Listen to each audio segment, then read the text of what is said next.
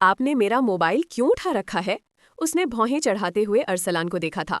वैसे ही देख रहा था कि तुम्हारे मोबाइल में किन किन के नंबर सेव हैं। उसने बात बदलते हुए मोबाइल वापस बेड पर पटका था। आपको किसी ने सिखाया नहीं कि इस तरह किसी का मोबाइल उठाकर नहीं देखते? उसने खुद पर काबू पाते हुए एक दलील दी थी। अरसलान मुस्कुराते हुए कहने लगा, तुम्हें क्या लगता है कि मुझ में अखलाकियात नहीं है? बिल्कुल भी नहीं है। तानिया ने शब्द चबाते हुए नफरत भरे लहजे में जवाब दिया था। एक बात बताओ, ये तुम अपनी माँ से मेरे बारे में क्या क्या बातें करती रहती हो? अरसलान ने सवालिया नजरों से तानिया को घूरते हुए बात बदली थी। मैं अपनी माँ से जो भी बात करूं, आपको फर्क नहीं पड़ना चाहिए। और वैसे भी मैंने आपकी तरह लड़कियों के नंबर सेव नहीं कर रखे और नहीं रात रात भर उठकर उन्हें मैसेज करती हूँ। उसने तंज कसते हुए 2 महीने पुरानी बात छेड़ दी थी। सारी बातें छोड़ो, ये बताओ ये जाहिदा कौन है? अरसलान असली मुद्दे पर आया था, लेकिन तानिया तो हद से ज्यादा चिढ़ गई। वो गुस्से से चिल्लाते हुए कहने लगी, क्यों, वो आपकी माजी की गर्लफ्रेंड रह चुकी है क्या, जो आपको उसका नंबर मेरे मोबाइल में देखकर इतनी हैरानी हो रही है? तानिया ने तो सिर्फ अरसलान को जलाने के लिए ये बात कह दी थी। वो गुस्सा होते हुए कमरे से निकल गया।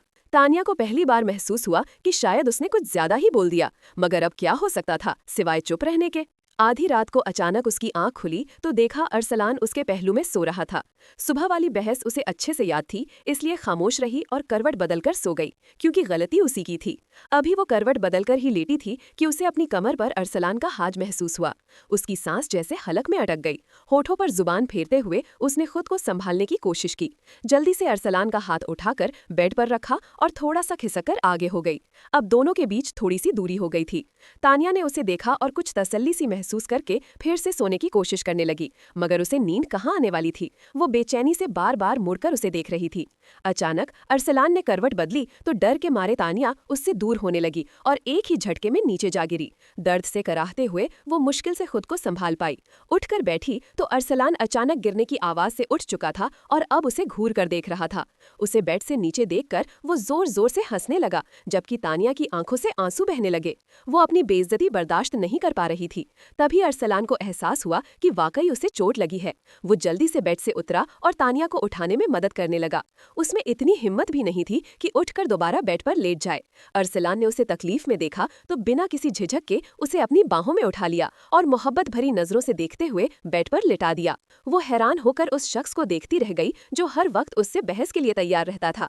जब वो उसके करीब आया तो उसके माथे पर हल्का सा बोसा दिया और फिर जल्दी से पेन किलर लाकर तानिया को दी।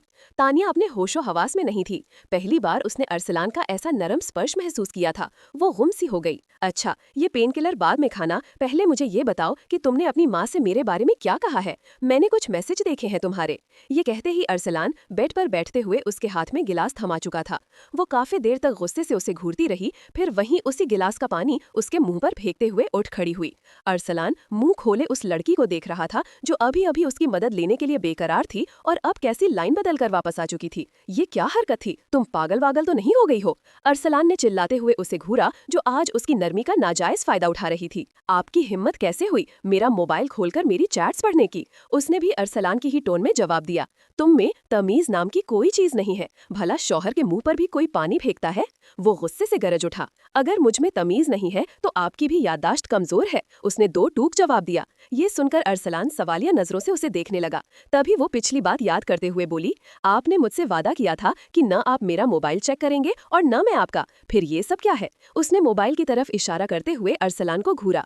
चलो मान लेते हैं मेरी याददाश्त कमजोर है, मगर मैं ये हरगिज बर्दाश्त नहीं करूंगा कि तुम अपनी माँ से मेरी बुराइयां करो। वो फिक्रमंद लहजे में बोला। चलो ये तो मान लिया आपने कि आपकी याददाश्त कमजोर है, फिक्र करने की जरूरत नहीं, ये तो उम्र का तकाजा है। आखिरी जुमला उसने उसे चिढ़ाने के लिए बोला और वहां से जाने ही लगी थी कि अरसलान ने उसका हाथ पकड़ा और उसे अपनी तरफ खींच लिया। वो उसके सीने से आ लगी। उसके साथ साथ उसकी सांसें भी थमसी गईं, जबकि दिल की धड़कनें तेज हो गईं। वो जानता था उसकी बीवी, जिसकी जुबान एक गज लंबी है, वो सारी रात बैठकर उससे बहस कर सकती है। उसे चुप करवाने का यही एक जरिया था। उसके हाथ कांप रहे थे। अरसलान की उंगलियां उसकी गर्दन के पास हल्के हल्के हरकत कर रही थीं। तानिया को लगा जैसे उसके पूरे जिस्म में सनसनी दौड़ गई हो। वो खामोशी से आंखें बंद किए खड़ी रही। वो उसके कान के पास आकर सरगोशी में कहने लगा, हाँ तो बेगम, आप क्या कह रही थीं? मुझे कुछ सुनाई नहीं दिया। वो जानबूझकर उसे छेड़ रहा था। दरअसल वो हकलाते हुए अल्फाज ढूंढने में उलझ गई। अपने छोटे से दिमाग में ये बात बिठा लो, आप इस मामले में मुझसे जीत नहीं सकती, तो बेहतर है इस मुकाबलेबाजी को यहीं छोड़ दो। वो अचानक तल्ख हो गया तो तानिया का उसका रवैया बेहद चुभा। सुबह वो उठी तो बाथरूम से पानी गिरने की आवाज आ रही थी, यानी अरसलान के ऑफिस जाने का वक्त हो रहा था। उसने घड़ी पर एक सरसरी नजर डाली, कंबल दूर फेंका और उठकर बैठ गई। अभी वो नींद घरी आंखों से बेड पर पांव लटकाए बैठी ही थी कि उसे अपने करीब अरसलान आता नजर आया। वो हैरानी से उसे देखती रह गई। वो बिल्कुल उसके पास आया, यहाँ तक कि दोनों के बीच का फासला सिमट गया। वो मुस्कुराते हुए अपना गाल उसके गाल से हल्के से छुआते हुए साइड टेबल पर पड़ी चाबियां उठाकर जाने ही वाला था कि तानिया गुस्से में उठी और पांव पटकते हुए वॉशरूम में जा घुसी। वो शख्स अब इन बातों पर उसे बहुत तंग करने लगा था। वो नहाकर बाहर निकली तो अरसलान सोफे पर बैठा लैपटॉप पर कुछ काम कर रहा था। वो जल्दी से मानीखेज अंदाज में इठलाती हुई उसकी तरफ बढ़ने लगी। पहली बार अरसलान ने तानिया को इस तरह मोहब्बत पाश नजरों से खुद की तरफ देखते हुए पाया था।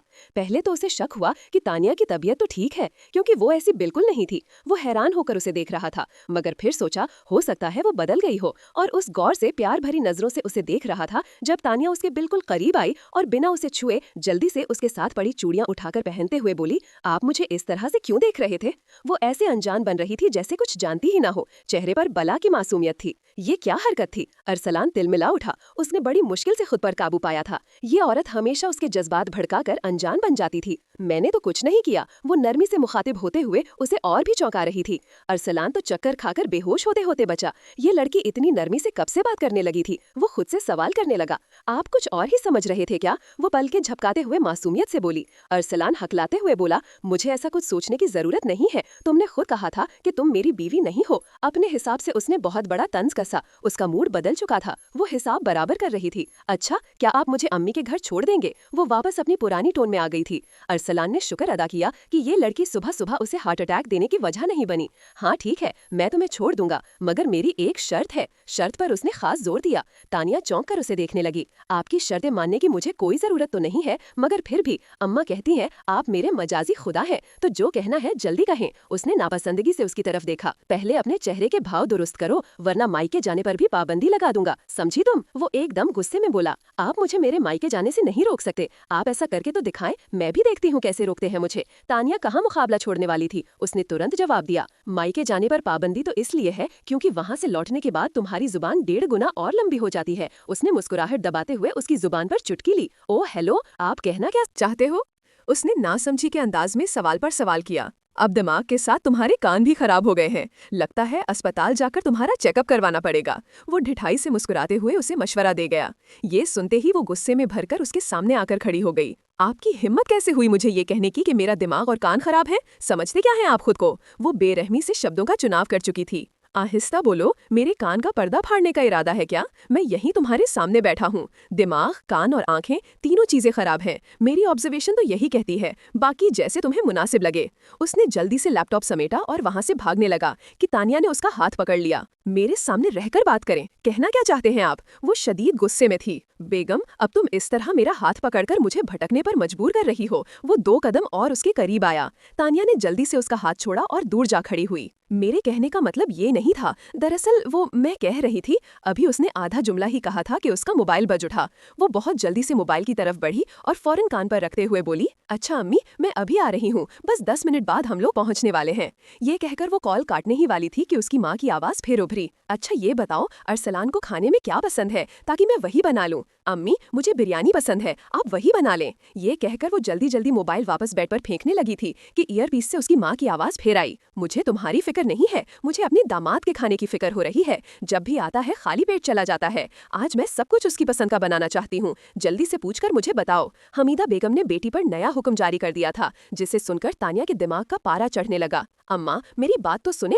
अभी वो अपनी बात पूरी भी न कर पाई थी कि दूसरी तरफ से कॉल काट दी गई। उसने गुस्से से मुड़कर अरसलान की तरफ देखा, जो अब तक होठों के नीचे मुस्कुरा रहा था। जब बात सुन ही चुके हैं तो ये भी बता दें कि क्या नौश फरमाएंगे। उसने खा जाने वाली निगाहों से अरसलान को घूरा। बिरयानी बिरयानी, मटर पुलाव और इसके अलावा मीठे में मुझे बस कस्टर्ड पसंद है। बस आंटी से कहना यही कुछ बना लें। वो मुस्कुराते हुए पूरा ऑर्डर दे रहा था। उसी वक्त तानिया के चेहरे पर फतेहनुमा मुस्कान दौड़ गई। जो हुक्म बादशाह सलामत। उसने लहजे को खुशगवार बनाने की आखिरी कोशिश भी कर डाली। उसके इस अंदाज पर अरसलान तो चक्कर खाकर गिरते गिरते बचा। उसने जल्दी से सोफे का सहारा लिया, जबकि तानिया उसके इस हाल पर खिलखिलाकर हंस पड़ी। वो हैरान होकर उसे देख रहा था। आज इसे खैर तो है, सुबह से बदली बदली लग रही है। तभी उसने फिर कॉल मिलाई और सलाम किए बिना ही बोली, अम्मी वो कह रहे हैं कीमा, करेले, अरवी की सब्जी और इसके अलावा मीठे में वो शाही टुकड़ा खाना पसंद करेंगे। अगर आप बना सकती हैं तो बना लें, वरना भाभी को बोल दीजिएगा। ये सुनते ही अरसलान के तेवर बदल गए। वो गुस्से से मोबाइल छीनने को आगे बढ़ा, मगर तानिया मोबाइल लेकर फौरन सोफे के पीछे छुप गई। अब दोनों एक दूसरे के पीछे भाग रहे थे, जबकि तानिया ने कॉल काट दी थी। अरसलान उसे गुस्से से घूर कर रह गया। ये तीनों चीजें उसकी सबसे ज्यादा नापसंद थीं। इससे पहले कि तानिया की मुस्कुराहट ठहाकों में बदलती, अरसलान आगे बढ़कर मोबाइल झपट चुका था। अब मैं तुम्हें बताऊंगा कि बदला लेना किसे कहते हैं। ये कहकर उसने मोबाइल जेब में डाला और कमरे का दरवाजा पार कर गया। तानिया होश में आई तो जल्दी से सर पर चादर ओढ़कर कपड़ों वाला बैग उठाया और वो भी उसके पीछे पीछे भागी। वो जल्दी से गाड़ी में बैठा और बिना तानिया का इंतजार किए गाड़ी गेट से बाहर निकाल ले गया। तानिया लगभग भागते भागते गेट तक पहुंची तो अरसलान कहने लगा, जल्दी बैठो, मेरे पास ज्यादा वक्त नहीं है, गेट बंद करके आना। उसने नाखुशी से उसे देखा और नाराज सा चेहरा बनाए सीट पर बैठ गई। ट्रैफिक जाम था तो बहुत से बच्चे फूलों के गजरे लेकर उनकी तरफ बढ़े। वो हर किसी को मना कर रहा था, जबकि तानिया का जी चाहा कि वो गजरे खरीद ले। वो मदद तलब निगाहों से अरसलान को देखती रही, मगर वो ऐसे नजरअंदाज कर रहा था जैसे गाड़ी में अकेला ही बैठा हो। गुस्से से तानिया गाड़ी से उतरने लगी तो अरसलान ने ठंडे लहजे में पूछा, कहाँ जा रही हो? देख नहीं रही इस वक्त ट्रैफिक जाम है? अभी उसने आधा जुमला ही कहा था कि कुछ याद आते ही अपने सर पर हाथ मारते हुए पूरी तरह उसकी तरफ मुड़ा। ओह, मैं तो भूल ही गया था कि तुम्हारी आंखें खराब हैं। आजकल तुम्हें कुछ दिखाई नहीं देता। ऐसा करो, पहले डॉक्टर के पास जाकर तुम्हारा चेकअप करवा लेते हैं। उसने फिर तंज कसा। ये सुनकर तानिया के चेहरे पर उदासी छा गई। वो चुपचाप सर झुकाए आंसू छुपाने लगी। अरसलान ने तिरछी नजर से उसे देखा तो उसकी पलकों के कोने भीगे हुए थे। ये देखकर उसे अफसोस ने घेर लिया। उसने जल्दी से गजरे लिए और हल्का सा खंखारते हुए बोला, सॉरी, मैं बस मजाक कर रहा था, तुम तो सीरियस हो गई। तानिया ने उसे घूर कर देखा। वो मुस्कुराते हुए कहने लगा, अब माफ कर दो बेगम। फूलों की खुशबू से उसका जहन भी महकने लगा। एक शर्त पर मानूंगी। उसका लहजा हुक्मिया था। आपकी हर शर्त मंजूर है मैडम, सिवाय एक के। उसने गहरी नजरों से तानिया को देखा। वो खुद में सिमट कर रह गई। पहले मैं शर्त बताऊं या आप बताएंगी? वो मुस्कुराते हुए सामने देखने लगा, जहाँ ट्रैफिक का शोर अब कम हो रहा था। आप मुझे गोलगप्पे और आइसक्रीम खिलाएंगे? वो बच्चों की तरह फरमाइश करते हुए उसे देख रही थी। ठीक है, मगर रात को रुकने की इजाजत नहीं है। मैं शाम को आकर तुम्हें ले जाऊंगा। उसने अपनी शर्त रखी। वो जानता था अब वो बहुत नाराज होगी। मासूम बच्ची देख नहीं रहे और फ्लर्ट करने लगे। मैं आपका कोई कहा मानने वाली नहीं हूँ, समझे आप? मैं दादो और आंटी से इजाजत ले चुकी हूँ, वही काफी है। अभी उसने आधी बात कही थी कि अरसलान का जोरदार कहकहा गाड़ी में गूंज उठा। बेगम, ये खुशफहमी आपको कब से हो गई कि आप मासूम हैं? उसने बड़ी मुश्किल से हंसी रोकी थी। ये सुनते ही तानिया गुस्से से उसे घूर कर रह गई। तो आप कौन से हैंडसम हैं जो लड़कियां आप पर मरती फिरती हैं? उसने बात बढ़ाने के लिए उसकी पर्सनालिटी को बहस में घसीट लिया। ठीक है, फिर कभी बताऊंगा कि कितनी लड़कियां तुम्हारे इस शौहर पर जान देती हैं। वो फख्र से कॉलर झाड़ते हुए बोला, हाँ जी बिल्कुल, मजाहिरा देख रखे हैं, कभी रुकैया की सूरत में तो कभी किसी और अनजान लड़की की शक्ल में। इस बात पर अरसलान की हंसी सिमट गई। उसने जल्दी से आगे बढ़कर उसे गजरे पहनाए और गाड़ी ड्राइव करने पर ध्यान देने लगा। बाकी सारा रास्ता दोनों के बीच खामोशी हावी रही। अस्सलामु अलैकुम अम्मा। उसने अंदर आते ही ऊंची आवाज में माँ को सलाम किया। हमीदा बेगम ने अपनी बेटी को देखा जो आज काफी खुश नजर आ रही थी। भाभी कहाँ है? नुम्रा की गैर मौजूदगी महसूस करते हुए उसने पूछा। वो डॉक्टर के पास मंथली चेकअप के लिए गई है, आती ही होगी। हमीदा बेगम ने मुस्कुराते हुए जवाब दिया। अम्मा, बाबा घर पर हैं? तानिया ने दूसरा सवाल किया। नहीं, वो किसी काम से घर से निकले हैं, देर से आएंगे। उन्होंने बेटी के हाथ में मिल्क शेक का ग्लास थमाते हुए बताया। अच्छा अम्मा, मैं सोने जा रही हूँ, सब आ जाए तो मुझे उठा देना। जम्हाई लेते हुए वो अपने कमरे की तरफ चली गई। लेटते ही नींद ने उसे अपनी आगोश में ले लिया, जबकि हमीदा बेगम दामाद की पसंद का खाना बनाने में मसरूफ हो गईं। शाम को वो उठी तो नुम्रा और जोहन घर आ चुके थे, जबकि अरसलान का नंबर बिजी जा रहा था। उसे तशवीश होने लगी। वो पहले तो कभी ऐसा नहीं करता था। करीब 20 कॉल्स के बाद अरसलान ने कॉल अटेंड की। उसके दिल की धड़कन तेज होने लगी। शादी के बाद पहली बार उसने उसे इतनी सारी कॉल्स की थीं। अब समझ नहीं आ रहा था कि वो उससे क्या कहेगी। खैर, आज 20 कॉल्स कैसे कर लीं? उसने मोबाइल कान से लगाते ही तुरंत तंज किया, क्योंकि जब भी वो कॉल करती उसका नंबर बिजी मिलता था। नहीं, वैसे ही अम्मी आपको पूछ रही हैं। क्यों? आंटी मुझसे पूछ सकती हैं, तुम मुझसे नहीं पूछ सकती कि मैं कब तुम्हें लेने आऊं? अरसलान ने उसकी बात पकड़ ली, जो उससे बेहद नागवार गुजरी। आप क्या कर रहे थे? उसने उसकी बात नजरअंदाज करते हुए घबरा कर पूछा, क्योंकि उसे खुद नहीं पता था कि कॉल पर अब क्या बात करे। और तो कुछ नहीं, मिर्चें चबा रहा था, अरसलान ने गुस्से से कहते हुए कॉल काट दी। जबकि तानिया गुस्से में बड़बड़ाई, वो तो आपका महबूब मशगला है, अपने शौक से करते रहें, मुझे कोई परवाह नहीं। ये कहकर उसने मोबाइल बेड पर फेंका और कमरे से बाहर निकल गई, क्योंकि खामखा अरसलान गुस्सा हो रहा था और अब उसे गुस्सा आने लगा था। किचन में आकर उसने खाना चेक किया। खिलाफे मामूल आज किचन खुशबू से महक रहा था। हमीदा बेगम बिरयानी को दम दे चुकी थी, जबकि नुमरा सलाद बना रही थी। अम्मा, मुझे आइसक्रीम खानी है, उसने ललचाते हुए अंदाज में फरमाइश की। ये बात सुनकर नुमरा भी चौंक गई। मैं अरसलान को कह देती हूँ, वो आते वक्त ले आएगा। नुमरा ने जल्दी से हाथ धोकर मोबाइल उठा लिया, जबकि तानिया खाना चेक करने लगी। सब कुछ अरसलान के पसंद का बना हुआ था। टेबल लगाने के बाद वो उसका इंतजार करने लगी, जो अभी तक नहीं आया था। वो कमरे में आई, जल्दी से मोबाइल उठाया तो व्हाट्सएप पर अरसलान का मैसेज चमक रहा था। इमरजेंसी की वजह से उसकी नाइट ड्यूटी लग चुकी थी और वो रात देर से वापस आने वाला था, इसलिए खाना ना खा पाने पर माजरत कर रहा था। बेजारी से उसने उसका मैसेज देखा और आकर हमीदा बेगम को बता दिया। उसकी भूख मर चुकी थी। एक अरसा हो गया था, अरसलान से बहस की उसे आदत हो गई थी। अब तो उसे खाना भी हजम नहीं होता था।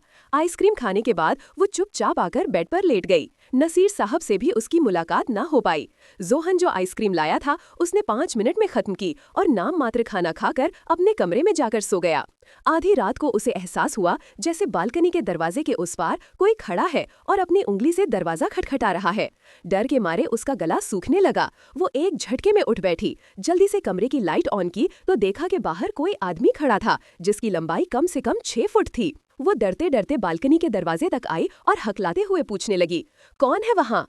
अरसलान कहने लगा, मैं हूँ, जल्दी से दरवाजा खोलो, बाहर हल्की हल्की बारिश हो रही है। उसमें घड़ी की तरफ देखा, रात के 12 बज रहे थे। जमाई लेते हुए वो कहने लगी, तो मैं क्या करूं? आपको क्या लगता है किसी जवान जहां लड़की के कमरे में इस तरह आने की इजाजत मांगेंगे तो वो आप पर तरस खाकर आपको अंदर बुला लेगी? ऐसी बेवकूफ़ी की उम्मीद मुझसे मत रखिए। उसने जता देने वाली निगाहों से अरसलान को देखा, जो दरवाजे के साथ लग कर खड़ा था और अब खुद से दरवाजा भी नहीं खुलवा पा रहा था। वो जवान जहां लड़की कोई और नहीं, मेरी बीवी है और मैं रात के किसी भी पहर उसके कमरे में जाने का हक रखता हूं, बल्कि मेरे पास बाकायदा परमिट मौजूद है। अरसलान ने जवाब दिया और दरवाजा दोबारा खटखटाया। वो ठंड से कांप रहा था। अच्छा ठीक है, खोलती हूँ, और थोड़ा सा पीछे हो जाएं, दरवाजा खुल नहीं रहा, तानिया बोली। अरसलान थोड़ा पीछे हुआ तो फौरन उसने दरवाजा खोला। वो जल्दी से अंदर आया और बालों से पानी झटकने लगा। ये क्या कर रहे हैं आप? कारपेट खराब हो जाएगा, मैं टॉवल ला देती हूँ, यहीं रुकें, तानिया बोली। अरसलान फर्माबरदारी दिखाते हुए वहीं रुक गया। उसके जूतों से पानी कारपेट पर गिर रहा था। थोड़ी देर बाद वो 2 टॉवल लिए उसकी तरफ बढ़ी और उसके बालों का पानी सुखाने लगी। वो हैरान होकर बीवी को देख रहा था, जो कभी इतनी फिक्रमंद रहती थी और कभी ऐसे अनजान बन जाती थी जैसे उसे जानती ही ना हो। आप किसके साथ आए हैं और गाड़ी कहाँ पार्क की है? देखा भी है कितनी बारिश हो रही है? बालकनी से आती ठंडी हवा कमरे की ठंड में इजाफा कर रही थी, तानिया ने कांपते हुए पूछा। वो मुझे जोहैब छोड़कर गया है। पहले मैं घर गया तो सब सो चुके थे, गेट कोई नहीं खोल रहा था। तुम्हें कॉल करता रहा, तुमने कॉल नहीं उठाई तो समझ गया कि तुम यहाँ आई हुई हो और वापस नहीं गई, इसलिए फिर यहीं चला आया, अरसलान ने तफसील से जवाब दिया। वो सर झटक कर रह गई। अच्छा, ये टॉवल पकड़े और ऐसा करे कपड़े बदल लें, मैं जल्दी से खाना गर्म करके लाती हूँ। वो खालिस बीवी वाले लहजे में फिक्रमंद थी। अरसलान ने हैरान होकर उसे देखा और दुआ की कि काश वो हमेशा ऐसी ही रहे। लेकिन मेरे पास तो कपड़े ही नहीं हैं, वो परेशान होकर बोला। तो तानिया कहने लगी, मैं अभी कपड़े लेकर आती हूँ। भैया के कपड़े तो उनके कमरे में होंगे, अलबत्ता बाबा के ड्रेसिंग रूम में भी होंगे, मैं वहाँ से देखती हूँ। अगर आपके साइज के कपड़े मिले तो ले आती हूँ, परेशान न हो, नहा ले, तब तक मैं कपड़े ले आती हूँ, उसने तसल्ली दी और कमरे से निकल गई। अरसलान जल्दी से बाथरूम में घुस गया। बारिश के पानी से तो उसे बचपन से ही कोफ्त होती थी। 10 मिनट वो बाथरूम में खड़ा रहा। करीब 20 मिनट बाद तानिया कमरे में दाखिल हुई। आते ही उसने एक शलवार कमीज उसके हाथ में थमाई। जब वो कपड़े बदलकर बाहर निकला तो तानिया के ठहाके पूरे कमरे में गूंजने लगे। इतने ज्यादा खुले कपड़े उठा लाए हो तुम? जानती हो मेरा ये साइज नहीं है, मेरे जैसे 2 लोग इसमें समा जाएंगे, अरसलान ने नाराज होते हुए उसे जताया। उसकी हंसी थम गई। इसके अलावा कोई और कपड़े मौजूद नहीं थे, इसी से गुजारा करे, जल्दी से खाना खा लें, ठंडा हो रहा है और ये खाना सीमित मियाद तक है। ये कहकर वो जल्दी से बैठकर खाने लगी। ये तुम मेरा खाना क्यों खा रही हो? क्या तुमने पहले खाना नहीं खाया था? अरसलान ने भौहें उठाते हुए पूछा तो तानिया का हाथ रुक गया।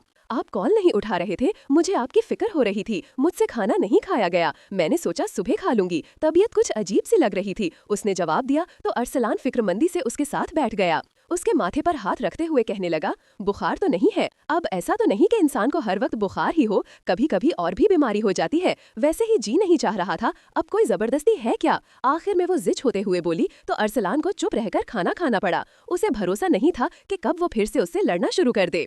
खाना खाने के बाद वो उसके लिए चाय बना लाई। थोड़ी देर वॉक करने के बाद वो सोने के लिए लेट गया। थकान उसके पूरे जिस्म पर सवार थी। तानिया ने उसे बेड के बिल्कुल बीच में सोता देखा तो गुस्से से पांव पटक कर रह गई। उसे समझ नहीं आ रहा था कि अब वो कहाँ सोए। बड़ी मुश्किल से खुद को संभालते हुए वो अरसलान के पहलू में लेट गई। इस शख्स की कुर्बत हमेशा उसे लाजवाब कर देती थी। कई लम्हों तक वो अरसलान का चेहरा देखती रही। बालकनी से आती ठंडी हवा कमरे में फैल रही थी, जिसकी वजह से नींद उस पर हावी हो रही थी। थोड़ी देर बाद वो सो गई और उसे आसपास की कोई खबर न रही। सुबह जब वो उठी तो उसका सर अरसलान के सीने पर था। वो जल्दी से घबराकर दूर हट गई। उसकी ये हरकत अरसलान ने बड़े गौर से देखी। शायद वो पहले से ही जाग चुका था, मगर तानिया के आराम के ख्याल से लेटा रहा, क्योंकि वो उसे बेआराम नहीं करना चाहता था। आराम से, मैं तुम्हें खा थोड़ी जाऊंगा, अरसलान गुस्सा दबाते हुए उसे जताया। खफकी से वो सर झुका कर रह गई। उसे उम्मीद नहीं थी कि अरसलान पहले से ही उठ चुका होगा। वो समझ रही थी कि शायद थकान की वजह से वो देर से उठेगा। आधी रात तक तो उसने ड्यूटी की थी, मगर वो गलत थी। वो तो अजान की आवाज से ही जाग गया था, लेकिन बीवी की वजह से खामोश रहा। अब मुझे घूर लिया हो तो जल्दी से अच्छी सी चाय बना लाओ, क्योंकि सिर में बहुत दर्द हो रहा है, अरसलान ने सिर दबाते हुए कहा। वो पहले तो उसे देखती रही, फिर फौरन उठ खड़ी हुई। अच्छा बात सुनो, अरसलान ने पूरे हक से उसका हाथ थामा। ये देखकर तानिया के गाल लाल हो गए। शर्म से वो सर नहीं उठा पाई। काफी देर चुप खड़ी रही। जब अरसलान बोला, चाय के साथ कुछ खाने को भी लाना, उसके बाद मैं दवाई लेकर सो जाऊंगा, तबीयत कुछ ठीक नहीं लग रही, शायद बाहर खड़े होकर भीगता रहा, इसीलिए सर्दी लग गई है। वो आंखें मूंदे सिर दबा रहा था जब तानिया उसके करीब बैठ गई और अपने नर्म हाथों से उसका सर दबाने लगी। अगर तुम यहाँ बैठी रहोगी तो चाय कौन लाएगा? अरसलान ने उसका हाथ हटाते हुए सवाल किया। अम्मी को कह आती हूँ, वो बनाकर भिजवा देंगी, मैं सर दबा देती हूँ, आप आराम से लेट जाएं। वो अच्छी बीवियों की तरह उसके पास बैठ गई। अरसलान होंठ दांतों तले दबाकर रह गया। उसे सोता पाकर वे जल्दी से कमरे से निकल गई। वापस आई तो अरसलान के सूखे हुए कपड़े उसके हाथ में थे। उन्हें अच्छी तरह इस्त्री करने के बाद अलमारी में टांग रही थी कि उसका मोबाइल बज उठा। सामने अरसलान की माँ का नंबर था। उसने जल्दी से कॉल उठाई तो वो बेइख्तियार बोल पड़ी, अरसलान का नंबर बिजी जा रहा है और वो अस्पताल में भी नहीं है, तुम्हें मालूम है वो कहाँ है? मैं बहुत परेशान हो रही थी। आंटी, दरअसल बात ये है कि आज अम्मी ने उन्हें खाने पर बुलाया था, मगर वो रात को बहुत देर से आए, हम लोग निकलने लगे थे तो बारिश आ गई, फिर यहीं रुकना पड़ गया। मैं आपको बताना भूल गई थी, क्योंकि रात के 12 बज चुके थे। तानिया ने जल्दी से सफाई दी। वो तो ठीक है बेटा, मगर मैं परेशान हो गई थी कि अरसलान का नंबर बंद जा रहा है। उन्होंने अपनी परेशानी की वजह बताई। थोड़ी बहुत इधर उधर की बातें करने के बाद तानिया ने कॉल काट दी तो तब तक अरसलान जाग चुका था। किससे बात कर रही थी? उसने खुमारजदा लहजे में पूछा। तानिया झेम सी गई। वो आंटी की कॉल थी, आपका पूछ रही थी, उसने व्यस्त से अंदाज में जवाब दिया और कमरे की सफाई में लग गई। अरसलान उठकर बैठ गया क्योंकि उसके अस्पताल जाने का वक्त हो रहा था। अरसलान के जाते ही तानिया कमरे में आकर लेट गई। आज उसे घर वापस जाना था। चंद दिनों में उसकी भाभी की डिलीवरी थी। वो जाना तो नहीं चाहती थी, मगर मजबूरी थी। अम्मी, वो देखिए अरसलान। तानिया ने अरसलान को किसी लड़की के साथ कैफे में बैठे देखा तो फौरन हमीदा बेगम को इत्तला दी। नुमरा के बच्चे की शॉपिंग करने के लिए वो दोनों माँ बेटी घर से निकली थीं। जब शॉपिंग करके थक गईं तो कैफे में चली आईं। सामने अरसलान को किसी लड़की के साथ देखकर तानिया के होश उड़ गए। अरसलान हंस हंसकर जोया के साथ बातें कर रहा था। जोया उसकी कॉलीग थी और उसकी बेस्ट फ्रेंड भी। हाल ही में उसका निकाह हुआ था और वो इसी की दावत देने के लिए उसे यहाँ लाई थी। थोड़ी देर में उसका शौहर भी वहीं आने वाला था, लेकिन उससे पहले ही तानिया और हमीदा बेगम पहुंच गईं। वो दोनों हैरानी से अरसलान को देख रही थीं, क्योंकि वो घर से ये कहकर निकला था कि अस्पताल में इमरजेंसी है और उसे तुरंत जाना होगा। घर से वो नाश्ता किए बिना ही चला गया था, जिसकी वजह से हमीदा बेगम ने बेटी को खूब डांटा था। तानिया अपनी चेयर से उठी और जासूसी करते हुए अरसलान की सामने वाली टेबल पर जा बैठी। उसने अच्छे से मास्क पहना और चश्मा लगा लिया। वो आराम से उन दोनों को देख सकती थी और अरसलान उसे पहचान भी नहीं पाएगा। अरसलान की नजर सामने घूर घूर कर देखती एक लड़की पर पड़ी तो वो चौंक गया। उसे वो सूट कुछ जाना पहचाना लगा। तभी उसके जहन में कुछ क्लिक हुआ। वो मुस्कुराते हुए जोया को लेकर उसकी टेबल पर आ बैठा। जोया, इनसे मिलो, ये मेरी बेगम तानिया है, और तानिया, ये जोया है, मेरी दोस्त। इनका निकाह हुआ है तो इनके शौहर और ये मुझे ट्रीट देने के लिए यहाँ लाए हैं। अच्छा हुआ तुम भी आ गई, हम तुम्हारा ही जिक्र कर रहे थे। अरसलान ने फौरन अपना बचाव करते हुए सफाई दी, क्योंकि वो जानता था कि अगर तानिया ने उसे किसी लड़की के साथ देख लिया तो वो घर जाकर फिर हंगामा करेगी। तो जोया के शौहर कहाँ है? उसने दांत भींचते हुए घूरकर अरसलान से पूछा, ये सोचे बिना कि जोया की नजरें उसी पर जमी हुई हैं। वो अभी तक आए नहीं है, शायद ट्रैफिक में फंस गए हैं, मैं कॉल करके आती हूँ। जोया ने खुद को इस सिचुएशन से अलग किया, कहीं ऐसा न हो कि ये लड़की उसके गले पड़ जाए। ये क्या हरकत थी? तानिया ने गुस्सा दबाते हुए सख्ती से पूछा। वो चुप रहकर वहां से उठकर जाने ही लगी थी कि अरसलान ने उसका हाथ पकड़ा, वापस कुर्सी पर बिठाया और उसके सामने बैठते हुए धीमे मगर सख्त लहजे में कहने लगा, मैं पूछ रहा हूँ ये क्या हरकत थी? क्या कोई मेहमानों के साथ ऐसा सलूक करता है? वो चंद महीनों के लिए हमारे शहर आए हुए हैं, क्या तुम उनके साथ ऐसा बर्ताव करोगी? वो क्या सोच रही होंगी कि मेरी बीवी कैसी है? अरसलान पूरी कोशिश कर रहा था कि कोई सख्त शब्द ना बोले। बड़ी मुश्किल से उनका रिश्ता नॉर्मल रूटीन में आया था, वो फिर से सब कुछ बिगाड़ नहीं सकता था। तो उस लड़की को किसने कहा था कि मेरे शौहर के साथ सर आम यूं बैठकर कॉफी पिए? आज तक आप मुझे तो इस तरह बाहर लेकर नहीं आए। उस दिन भी जब मैंने शॉपिंग का कहा था तो टाल मटोल से काम लिया और पैसे मेरे हाथ में पकड़ा दिए। वो रूहानसी हो रही थी। पहली बार अपने शौहर को किसी और के साथ देखकर वो जलन महसूस कर रही थी। ठीक है, मैं फिर तुम्हें किसी और दिन ले आऊंगा, अभी तुम आंटी के पास जाकर बैठो, वो अकेली बैठी हैं। अरसलान वहां से उठकर अपनी टेबल पर जा बैठा। जोया भी जाकर बैठ गई। वहां से तानिया का गुजर हुआ तो उसके कानों में जो जोया का जुमला लड़खड़ाकर पड़ा, उसने उससे तन मन में आग लगा दी। तुम्हारी बीवी कितनी टॉक्सिक है, जोया ने आंखें घुमाते हुए कहा, जबकि अरसलान तानिया को देख रहा था, जो ये जुमला सुनते ही रोते हुए कैफे से बाहर चली गई। अरसलान ने एक नजर बीवी पर डाली और सर झटक कर रह गया, यानी अब फिर से उनकी बहस होने वाली थी। यहाँ क्या कर रहे हैं आप? उसने गुस्से से गर्जी। तुम्हें लेने आया हूँ, जल्दी से अपना सामान पैक कर लो, आज हम वापस घर जाएंगे। उसने नरमी से बीवी को मुखातिब किया। मैं वापस नहीं जाऊंगी, आप जाएं, उसी जोया के साथ रंगरेलियां मनाएं। तानिया इतनी आवेश में थी कि भूल गई कि वो क्या कुछ कह रही है। इससे पहले कि वो चुप होती, एक जोरदार थप्पड़ उसके मुंह पर पड़ा। वो अविश्वास से उस शख्स को देख रही थी जो उसका शौहर था, मगर अपनी गलती ना होते हुए भी उसे थप्पड़ मार चुका था। आपकी हिम्मत कैसे हुई मुझे थप्पड़ मारने की? वो गाल पर हाथ रखे आंखों में आंसुओं की बाढ़ रोके हुए बोली। तुम्हारी हिम्मत कैसे हुई शौहर पर इतना घिनौना इल्जाम लगाने की? वो मेरी बहनों की तरह है और वैसे भी उसका निकाह हो चुका है, वरना उसी से शादी कर लेता। कम से कम तुमसे शादी करने से तो बेहतर था। जितना तुम्हारे मुताबिक बनने की कोशिश करता हूँ, तुम उतनी ही मेरी बेइज्जती करती रहती हो। वो गर्जा, तो जाएं उसी से शादी कर लें। वैसे भी आपकी बहन की वजह से ही मैं आपके सर पर थोपी गई हूँ। वो रोते हुए वॉशरूम में चली गई, जबकि अरसलान सर पर हाथ मारकर रह गया। इतने घंटे ड्यूटी देने के बाद वो थका हारा उसे लेने आया था। उसके ऐसे कड़वे कड़वे जुमलों ने उसका दिमाग सुन कर दिया था। काफी देर वो कमरे में बैठा उसका इंतजार करता रहा। जब बाबा की कॉल आई तो वो घर से निकल गया। तानिया, बाहर निकलो, सच सच बताओ क्या हुआ है? अरसलान इतने गुस्से में घर से क्यों गया है? बाहर आओ। हमीदा बेगम ने जोर से वॉशरूम का दरवाजा पीटा। अम्मा, मैं बाहर नहीं आऊंगी। उस शख्स की हिम्मत कैसे हुई मेरी गलती न होने के बावजूद मुझे थप्पड़ मारने की? अब चाहे आप लोग एड़ी चोटी का जोर लगा दें, मैं उस घर में वापस कभी नहीं जाऊंगी। रोते हुए उसने मुश्किल से अल्फाज निकाले। बेटी की बात सुनकर हमीदा बेगम ने सर थाम लिया। कम उम्र बेटी की शादी करके उन्होंने सबसे बड़ी गलती कर दी थी। वो अभी तक इस रिश्ते की नाजुकियत समझ ही नहीं पाई थी। अभी वो दरवाजे के बाहर खड़ी थी कि तानिया ने दरवाजा खोला और रोते हुए मां से लिपट गई। बेटी के लाल आंखों को देखकर हमीदा बेगम को ऐसा महसूस हुआ मानो किसी ने उनके सीने में खंजर घोंप दिया हो। उन्होंने फौरन उसे गले लगाया और बेड तक ले आई। उसी वक्त अरसलान कमरे में दाखिल हुआ। बिना हमीदा बेगम की परवाह किए उसने बीवी को बाहों में उठाया। उसके हजार चीखने चिल्लाने के बावजूद उसे जोर से गाड़ी में लाकर पटका और गाड़ी के सारे दरवाजे लॉक कर दिए। रेस ड्राइविंग करता हुआ उसे घर ले आया। अब खुद गाड़ी से उतरोगी या उठा कर ले चलूं? उसने मानी खेज निगाहों से तानिया को घूरा। वो जल्दी से दुपट्टा ठीक करने लगी। जैसे ही दरवाजा खुला वो फौरन अपने कमरे की तरफ भागी। इससे पहले कि वो कमरे का दरवाजा बंद करती, अरसलान कमरे में आ चुका था। चले जाएं आप यहाँ से, मुझसे आपसे कोई बात नहीं करनी। ये कहकर वो ड्रेसिंग रूम की तरफ जा ही रही थी कि अरसलान ने उसका हाथ पकड़ लिया, उसे सोफे पर बिठाया और उसके दोनों हाथ अपने हाथों में लेकर समझाने लगा। देखो, हम छोटी छोटी बातों पर यूं नहीं लड़ सकते। वो मेरी दोस्त है और मेरे दोस्त की बीवी भी है, इसलिए हम लोग वहाँ कैफे में बैठे थे, वरना मेरा दोस्त अपनी बीवी के साथ बैठने की इजाजत मुझे कैसे देता? और क्या तुम मुझे ऐसा इंसान समझते हो? वो अविश्वास से उसकी आंखों में देख रहा था। बात वो नहीं है, असल मसला ये है कि मैंने आपसे शॉपिंग का कहा तो आपने काम का बहाना बनाकर मुझे टाल दिया, जबकि उस लड़की के साथ कॉफी पीने बैठने का आपके पास वक्त था। क्या मेरी कोई अहमियत नहीं है आपकी नजरों में? वो रोते हुए आंसू पहुंचने लगी। तुम्हारी ही तो अहमियत है, इसलिए अपने सारे काम छोड़कर तुम्हें मनाने के लिए चला आया, वरना अपने काम में मसरूफ रहता। रात को घर आकर भी तो तुम्हें मना सकता था ना? मगर मैं तुम्हारी अम्मी के घर गया ताकि तुम्हें वापस घर ले आऊं। मैंने तुम्हारे लिए एक सरप्राइज प्लान किया है और वार्डरोब में एक ड्रेस रखा है, उसे पहन लेना। मैं रात करीब 9 बजे तुम्हें लेने आ जाऊंगा, और अगर तैयारी में मसला हो तो बता देना। नुम्रा आज अम्मी से मिलने आ रही है, वो तुम्हें तैयार कर देगी, या कहो तो मैं पार्लर की अपॉइंटमेंट ले लेता हूँ। अरसलान ने तफसील से समझाया। वो चुपचाप फर्श को घूरती रही। ठीक है, तैयार हो जाना, तब तक मैं चलता हूँ। उसने जल्दी से उसके सर पर हल्का सा बोसा दिया और कमरे से निकल गया, जबकि तानिया काफी देर तक उसकी खुशबू अपने आसपास महसूस करती रही और मुस्कुराती रही। वार्डरोब से उसने ड्रेस निकाला तो उसकी आंखें चमक उठी। वो बिल्कुल वैसा ही ड्रेस था जैसा वो चाहती थी, उसने अपनी विश बुक में लिख रखा था।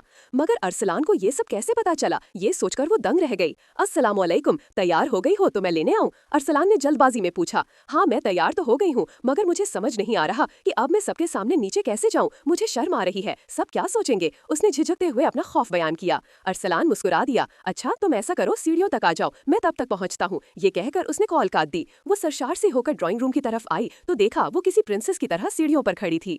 ड्राइंग रूम में अंधेरा था, सिर्फ किचन से आती हल्की रोशनी उसके ड्रेस पर पड़ रही थी। उस सूट के कई साए दीवारों पर बन रहे थे। वो टाई की नॉट ढीली करते हुए उसके पास आया, किसी शहजादी की तरह उसका हाथ थामा, सीढ़ियों से उतारा और लॉन तक ले आया, जहां उनके घर के तमाम लोग जमा थे। उन्हें सबको देखकर वो हैरान रह गई, मगर जब सबने एक साथ हैप्पी बर्थडे कहना शुरू किया तो वो झेंप सी गई। क्या उसकी सालगिरह सबको याद थी? उसने मोहब्बत भरी नजरों से अरसलान की तरफ देखा। वो अब तक उसे देखकर मुस्कुरा रहा था। कुछ देर बाद वो केक की तरफ बढ़ी। नुम्रा और जोहन भी पहुंच चुके थे। हर तरफ तालियां गूंज रही थीं, सबके चेहरों पर मुस्कुराहट थी। इससे पहले कि वो अकेले केक काटी, उसने अरसलान का हाथ थामा और साथ में केक काटने लगी। हर तरफ हुटिंग शुरू हो चुकी थी, सब खुश होकर मुस्कुरा रहे थे। केक काटने के बाद सब लोग खाने में मसरूफ हो गए। जब वो स्टेज जैसी जगह पर जा बैठी। यहाँ क्या कर रहे हैं आप? उसने सवालिया निगाहों से अरसलान को देखा, जो मोबाइल पर झुका हुआ कुछ काम कर रहा था। ईमेल चेक कर रहा था, मैंने मलेशिया जाने के लिए अप्लाई किया था, उसने बिना उसके चेहरे के भाव पढ़े अपनी धुन में कहा। एक मिनट, मलेशिया क्यों? उसने खुद को रोकते हुए अरसलान को घूरा, जो अब भी उसे नजरअंदाज कर रहा था। तानिया ने जोर से मोबाइल झटका और टेबल पर पटक दिया। सबकी नजरें उनकी तरफ उठी, मगर अरसलान के देखने पर सबने खुद को फिर खाने में व्यस्त दिखाया। यार, कह तो रहा हूँ, पाकिस्तान में कुछ नहीं रखा, स्पेशलाइजेशन के लिए जा रहा हूँ, जल्दी वापस आ जाऊंगा, परेशान क्यों होती हो? अरसलान ने उसका हाथ पकड़कर अपने साथ सोफे पर बिठाया और समझाने की कोशिश की, मगर उसकी आंखों से आंसू बहने लगे। आपने मुझसे गुस्से से बात की? वो बेयकीनी से उसका हाथ झटक कर बोली। अरे नहीं, मैं तो बस तुम्हें जानकारी दे रहा था, उसने सफाई दी। मदद तलब निगाहों से उसने हमीदा बेगम की तरफ देखा, जो अपनी बेटी और दामाद को बहस करता देख रही थीं। ठीक है, फिर यहीं बैठे रहिए, मैं जा रही हूँ, ये कहकर उसने जोर से गिलास टेबल पर रखा और हमीदा बेगम के पास जाकर बैठ गई। अरसलान दोबारा मोबाइल में व्यस्त हो गया, जबकि वो कुढ़कर रह गई। इधर आओ, मेरे पास बैठो, अरसलान ने नरमी से कहा तो पहली बार वो चुपचाप आकर उसके साथ बैठ गई। उसने जल्दी से जेब से हीरे की अंगूठी निकाली और उसके हाथ में रख दी, जिसे देखकर तानिया दंग रह गई। मुझे अंगूठी की जरूरत नहीं थी, उसने उस चमकती हुई अंगूठी को देखकर कहा, जो अंधेरे में भी चमक रही थी। अच्छा, तो फिर तुम्हें क्या चाहिए? अरसलान ने बिना बुरा माने सवाल किया। वो, मुझे आगे एडमिशन लेना था, आप तो मलेशिया जा रहे हैं, पीछे मैं क्या करती रहूंगी? बेहतर है कि मैं भी किसी काम में मसरूफ रहूं, उसने जल्दी से अपना मतलब बयान किया। अच्छा ठीक है, तुम सुबह मुझे बता देना, फिर रूहान से मशवरा करके तुम्हारा एडमिशन करवा दूंगा, ठीक है? उसने तानिया की रजामंदी चाही तो वो मुस्कुरा कर रह गई। मुझसे नाराज तो नहीं होना? अरसलान ने पूछ लिया। वो नखरे करते हुए बोली, हूँ तो सही, मगर थोड़ा सा अफाका है। ये सुनकर अरसलान जोर जोर से हंसने लगा। उसी वक्त जोहन की कॉल आई तो वो बालकनी के पास जाकर कॉल सुनने लगा। अच्छा ठीक है, मैं और अम्मी अभी आते हैं, उसने जल्दबाजी में कहा, मोबाइल पॉकेट में डाला, जल्दी से गाड़ी की चाबियां उठाई और कमरे से निकल गया। तानिया भी उसके पीछे पीछे जाने लगी। थोड़ी देर में नुम्रा की डिलीवरी थी, वो सब परेशान से लेबर रूम के बाहर खड़े थे। नर्स एक रोता हुआ बच्चा हमीदा बेगम को थमा चुकी थी। इसका नाम हम कैस रखेंगे? तानिया ने एक्साइटेड होकर भतीजे को देखा, जो बड़ी बड़ी आंखों से सबको देख रहा था। नहीं, इसका नाम हम मेहदी रखेंगे, अरसलान ने दो टूक जवाब दिया। आप कौन होते हैं मेरे भतीजे का नाम रखने वाले? तानिया ने गुस्से से उसे घूरा। मैं इसका सगा मामू हूँ, उसने तुरंत जवाब दिया। मैं भी इसकी फूफू हूँ, वो मुकाबले में कैसे पीछे रहती? तुम दोनों मेरा पोता मुझे वापस करो, अपने बच्चों का नाम खुद रखना, इसका नाम हम रखेंगे। जाओ यहाँ से, तुम दोनों ने आते ही शोर मचा दिया है, बच्चे को डरा रहे हो। हमीदा बेगम ने दोनों को डांटा और वहाँ से भेज दिया। बच्चे वाली बात पर अरसलान तानिया को देखता रह गया, जबकि वो शर्माकर लेबर रूम में नुम्रा को देखने चली गई, जहाँ से जोहन बाहर आ रहा था। हमीदा बेगम ने इन दोनों को देखा तो अफसोस करके रह गई कि इनकी ये बहस हमेशा चलती रहेगी और ये कभी बाज नहीं आएंगे, जबकि अरसलान जोहन को मुबारकबाद देने लगा।